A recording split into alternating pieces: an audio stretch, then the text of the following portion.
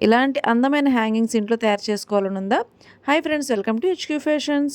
ఈరోజు డోరీ తయారీ విధానం అనేది చూపిస్తాను. ఫస్ట్ డోరీకి అవసరమైన క్లాత్ ఏదైతే ఉందో దాన్ని కట్ చేసి స్ట్రైట్‌గా బాగా సాగదీసి పెట్టుకోండి. అండ్ ఆ తర్వాత నేను చూపిస్తున్న ఈ కర్వ్ షేప్ ఉంది కదా! సో, ఆ షేప్‌లో స్టిచ్చింగ్ చేసుకుంటూ అండ్ పాదానికి స్ట్రైట్‌గా చూసుకుంటూ స్టిచ్చింగ్ చేయండి. కాస్త సాగదీస్తూ స్టిచ్చింగ్ చేయండి.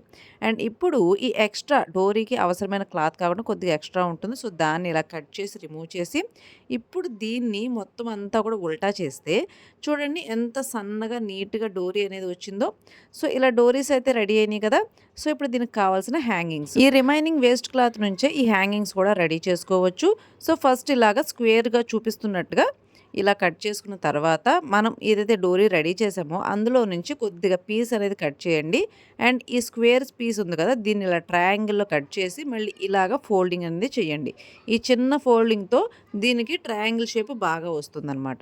సో, ఇలాగ రెడీ అయిన తర్వాత దీనికే ఇంకొక పీస్ పెట్టేసి అండ్ ఇలా ఫోల్డింగ్ చేసి స్టిచ్చింగ్ చేసి అండ్ ఇప్పుడు దీన్ని ఓపెన్ చేసి చూడండి. ఇటు అటు 2 సమోసాలు వచ్చినాయి కదా! సో, ఇప్పుడు ఇవి 2 హ్యాంగింగ్స్ అండ్ దీన్ని ఏదైతే రెడీ చేసుకున్నామో పెద్ద డోరీకి అటాచ్ చేసేయండి.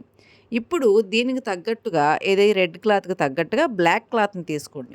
అండ్ ఇప్పుడు ఈ రెండిటిని కలిపి ఒకే స్టిచ్ ఇలాగ ఫోల్డింగ్ నేను చూపిస్తున్నాను కదా! ఈ ఫోల్డింగ్ చూపిస్తున్నట్టుగా ఒకటే స్టిచ్ అటు ఇటు వేసేసేయండి. ఓకేనా?